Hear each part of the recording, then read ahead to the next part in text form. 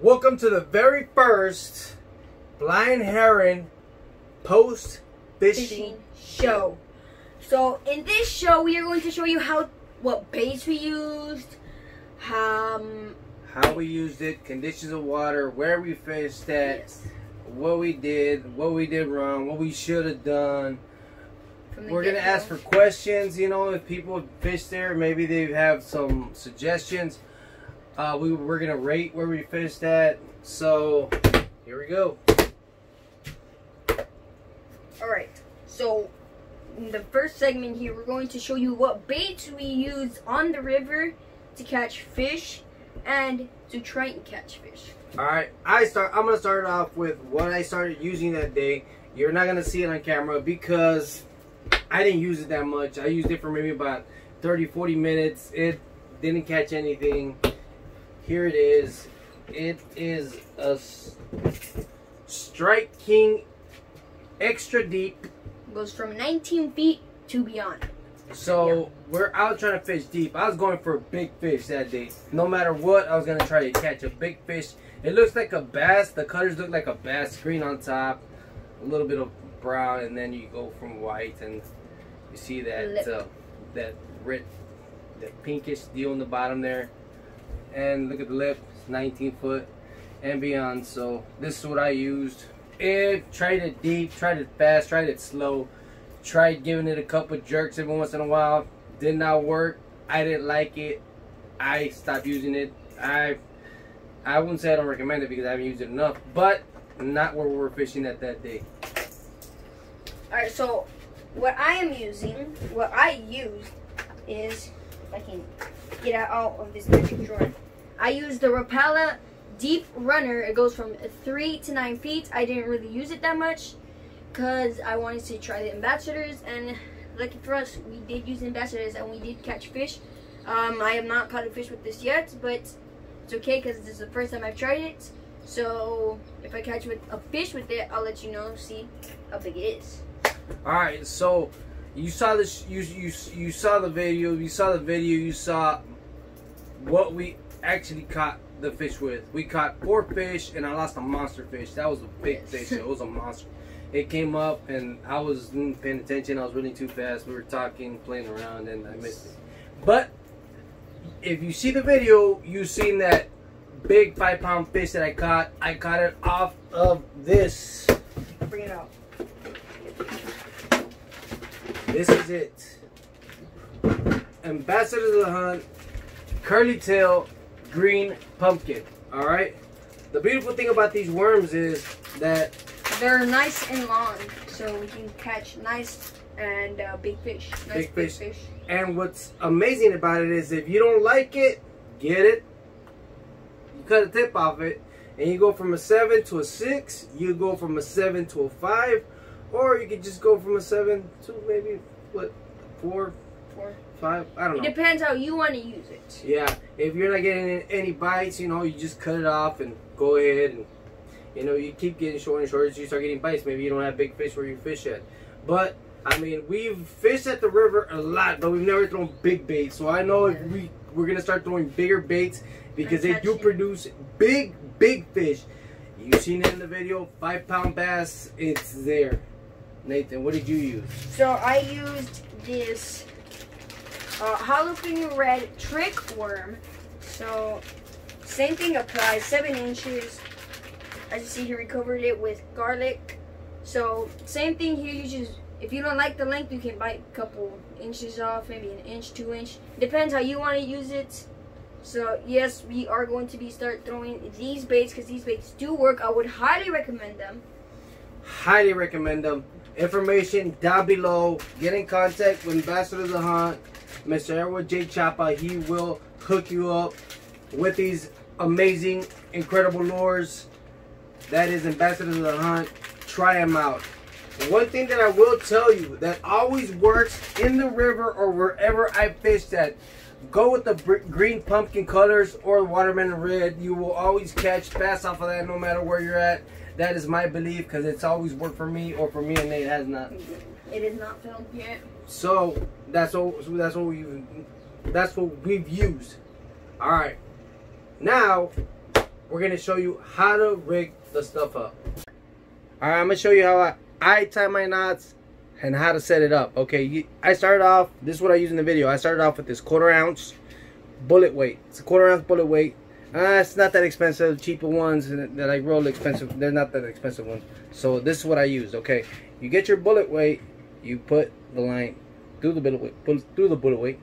Make sure the small end is away from the hook. You want the big end to be on the hook. Okay, so you put that there. Size 5 Texas rig hook, very important. Size 5 Texas rig hook. This is what I use. You can use several types. There's different ones. There's one with screws at the bottom. You can just screw them on. This one, but this is our favorites. What we like to use. So my knot is gonna be different from Nathan's. So here it is. Okay, you go one through the little hole, then you go twice through the little hole. So you went twice through the little hole. You see that? Nothing difficult, super easy. That's what it looks like right there. Can you see it? It's not focusing. Hold on. Can you see it right there? Right there. Okay, so then you pull it up just a little bit. What I do is I just get it, twist it around maybe like 3 or 4 times around this line.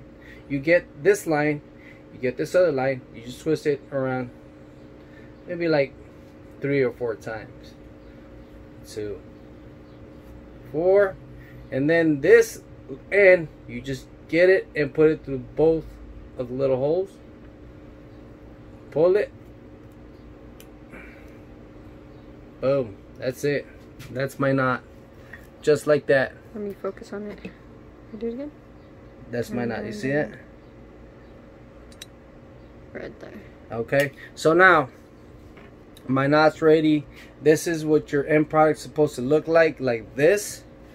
This is what you're gonna use to Texas rig. For those who do not know how to, or barely starting to fish, or do not know how to fish, or want to go fishing, you're gonna try to catch some bass.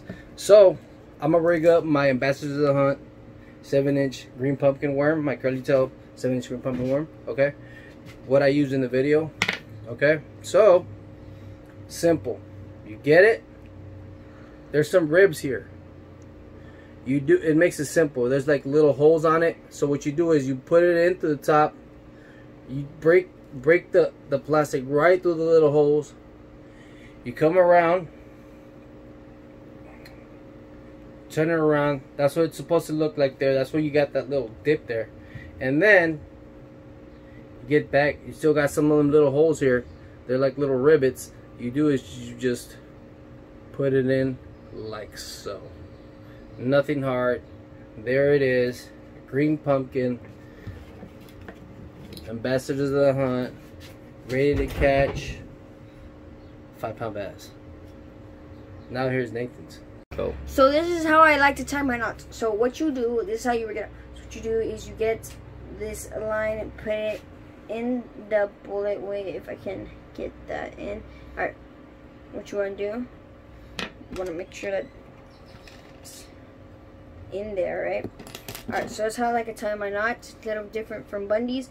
What you do is you just get this, put it through the little hole twice, right there, like that, and then you have this area here is where you put one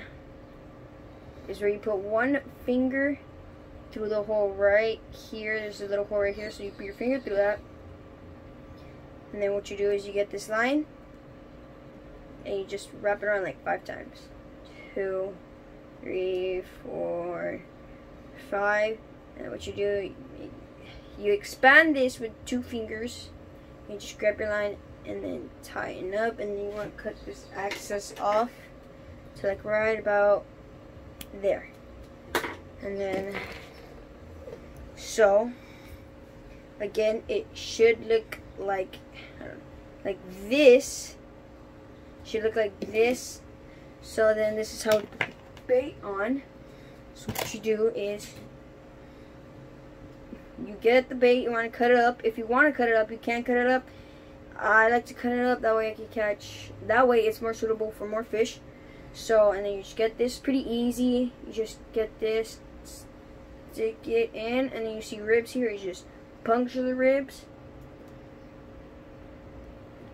And then bring this up here while turning. Right here, you see this little area right here. This little smooth area with that rib. That's dedicated for hooks. So you just get your hook. And it slides in perfectly. And that is how I like to rig up my lures. Alright, well, we showed you our rigs, how we set up our rigs, how we use them, what we did with them. Oh, we didn't tell you what we did with them. Well, the way I use my worm is I cast it out there, I throw it in there, let it sit. Most of the times the fish are going to hit it right when it hits the water. Right when it hits the water, they're going to take it. But if they don't, make sure you throw it out there, let it sit for maybe like 2 or 3 seconds as you start reeling it in. Jerk it a little bit every once in a while. You know, sometimes you want to go fast, sometimes you want to go slow. You actually want to try to see what the fish are hitting. Sometimes they'll hit fast, sometimes they're kind of sluggish. They don't want to move that much, so you go slow. So try different types of ways to catch a bass. Try to entice them. Try to do as much as you can, because sometimes you try something and then, or you just I've caught fish just like letting it sit in the water, or untying a bird's nest. I've caught fish like that, right? Yeah, by the time you know you have a fish on it and everything, you don't even know. Oh, another thing, if you are fishing and you throw it out there, you hit something, you think it's a log, you think it's a rock, you think it's a fish, whatever you think it is, set the hook. Don't hesitate. No hesitation. You set that hook no matter what. It doesn't matter. Set the hook. You set the hook then, and you think about it later.